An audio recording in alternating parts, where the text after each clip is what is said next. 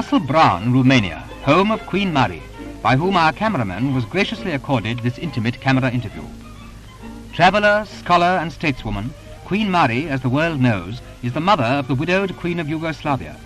Amidst the trials and sorrows of an ever-changing world, the Queen seeks peace and happiness in the beautiful gardens of this 500-years-old castle.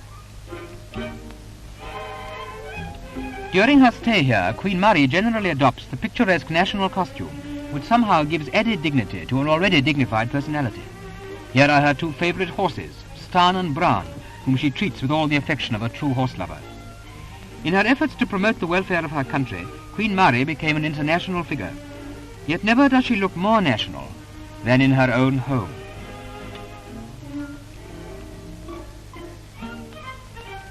And particularly in the nearby village which she regularly visits.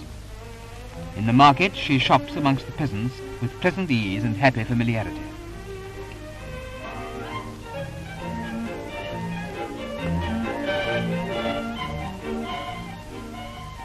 However they think of Marie the Queen, they never forget Marie the Mother. Indeed, it's grandmother now, and it's with such delightful scenes as this that she will always be remembered.